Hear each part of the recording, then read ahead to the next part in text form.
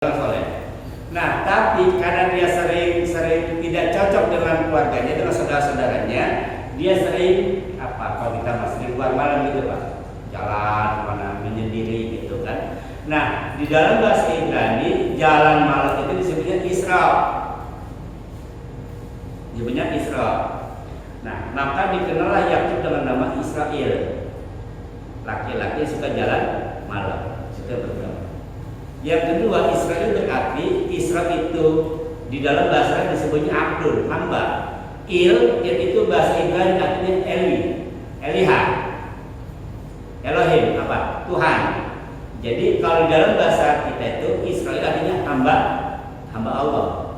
Karena memang Nabi Yakub ini rajin ibadah kepada Allah Subhanahu wa Ta'ala. Nabi Yakub punya istri empat. Kita pahami dulu di Israel nih, yang sekarang nih. Bani Israel dari mana? Nabi Yakub punya punya istri empat. Dari duanya, salah satu istrinya bernama Rahel. Rahel punya anak dua, Bunyamin dan Yusuf. Paham? Bunyamin dan Yusuf. Istri lain punya anak yang 10. Yang 10. Jadi total yang dikenal keturunan Israel ada 12. Ada 12. Singkat cerita, kan kita kenal nih kisahnya Nabi Yusuf dicemplungin ke sumur sama saudara-saudaranya kan gitu kan.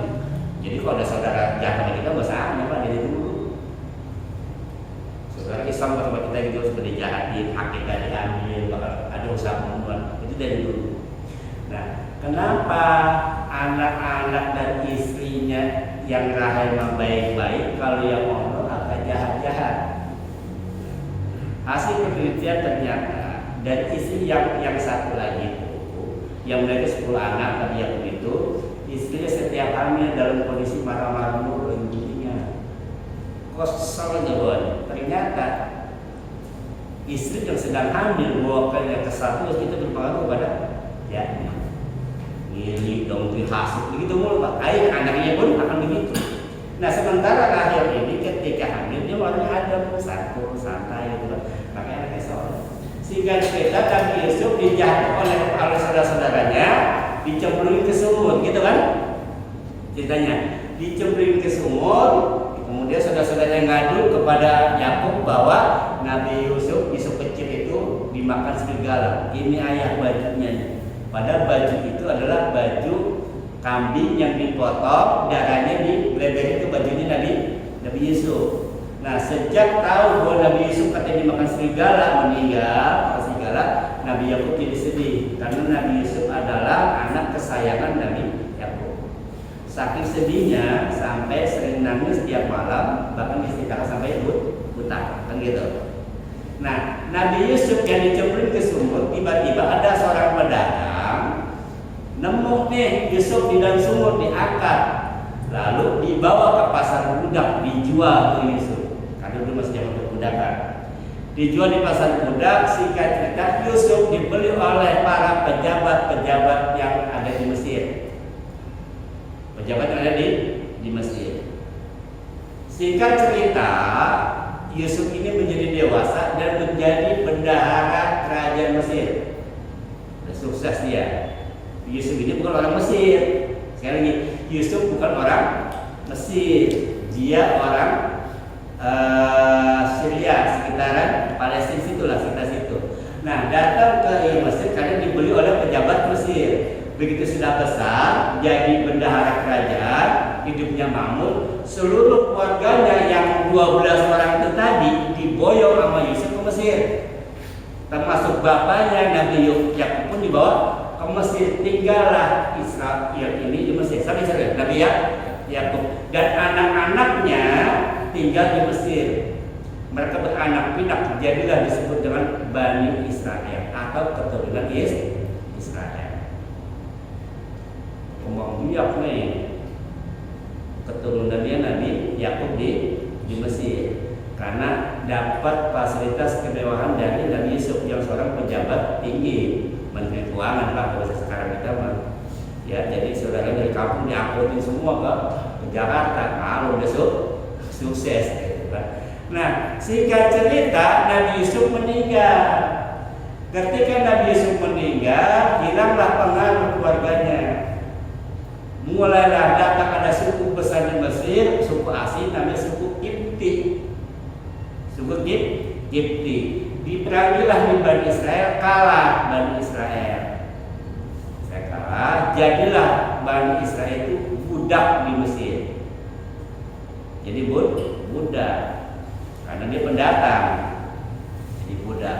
Nah, alhamdulillah Allah kirimkan penolong, seorang nabi namanya Musa, gitu loh. Turunlah Nabi Musa diutus untuk menyelamatkan Bani Israel. Nah, Bani Israel itu memang sudah karakter dari dulu dan belum, udah dibilang berkali-kali begitu lagi. Nabi Musa itu sudah banyak memperlihatkan mukjizat-mukjizatnya kepada Bani Israel, tujuannya supaya Bani Israel beriman kepada Allah Subhanahu wa Ta'ala. Banyak tuh. Kalau berdasar Al-Quran ada 9 mukjizat Nabi Musa yang dipertontonkan langsung kepada Bani Israel, tujuannya supaya Bani Israel beriman kepada Allah Subhanahu wa Ta'ala. Contoh mukjizat Nabi Musa, salah satunya Nabi Musa itu bisa bisa mengeluarkan mata air. Jadi ketika mengungsi di Bani Israel di tengah jalan gunung pasir panas, tak bisa air, tak bisa minum karena nggak ada stok air. Ketika itu Nabi Musa mohon pada Allah, ya Allah kasih air. Apa kata Allah? Itu biasa kalau aja. Pukulkan tongkatmu ke batu. Dipukul tongkat ke batu, keluar memancar 12 mata air. Itu Bani Israel melihat langsung dengan mata kepala sendiri bagaimana Allah kasih mukjizat. Tujuan supaya beriman kepada Allah. Iman tetap aja begitu lagi, Pak. Kemudian ketika Nabi Musa juga punya mukjizat menghidupkan orang mati. Kita tahu ya yang orang mati cuma Nabi Musa doang. Nabi Musa pun bisa. Jadi suatu hari terjadi pembunuhan, nggak ada orang yang tahu siapa yang membunuh ini. Dengan izin Allah orang itu hidup kembali, tahu itulah yang bunuh saya. Lalu mati lagi tuh. Dengan doanya Nabi Musa itu mukjizatnya. Lalu dan itu disaksikan oleh seluruh Bani Israel pada saat itu. Nabi Musa berhasil membelah Laut Merah, itu sudah jelas.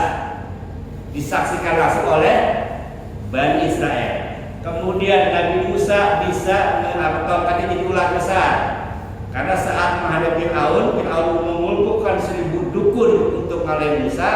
Musa cukup lemparkan tongkatnya jadi ular besar. Itu pun disaksikan langsung oleh para Bani Israel. Ketika sudah menyeberang Laut Merah, Nabi Musa singgah di sebuah tempat di Bukit Sinai. Yang ini kaitan dengan ayat berikutnya nih. Singkat cerita Nabi Musa dipanggil oleh Allah untuk menghadap Allah di Bukit Tursina selama 40 hari. Setelah 40 hari Nabi Musa menuju ke Bukit Tursina. Disitulah dikenal dan bisa berbicara langsung kepada Allah Subhanahu wa Ta'ala. Makanya Nabi Musa mendapat gelar atau julukan Kalimullah. Kalau Al-Quran Kalamullah, kalau Nabi Isa Kalimullah. Apa itu Kalimullah? Kalimullah adalah orang yang berbincang langsung kepada Allah Subhanahu wa Ta'ala. Jangan tanya gimana cara ngomongnya. Itu urusan para nabi dan rasul, urusan Allah Subhanahu wa Ta'ala. Jadi satu-satunya di antara para nabi yang bisa berbincang langsung kepada Allah adalah Nabi Musa. Maka Nabi Musa sebutnya Kalimullah. Timbul pertanyaan yang diomongin apa kira-kira ya Nabi Musa sama Allah? Contoh percakapannya. Jadi Nabi Musa itu nggak cuma sekali Pak, sering berdialog sama Allah. Dalam sebuah hadis Muslim disebutkan ada salah satu contoh redaksi perbincangan antara Nabi Musa dan Allah. Dan disebutkan, qala Musa li rabbih. Musa bertanya kepada Tuhannya, berarti kepada Allah Subhanahu wa Ta'ala. Apa yang ditanyakan Musa kepada Allah? Ya Rabb, surga yang paling rendah itu kayak gimana? Ini Nabi Musa nanya nih. Ini pertanyaan cerdas Pak.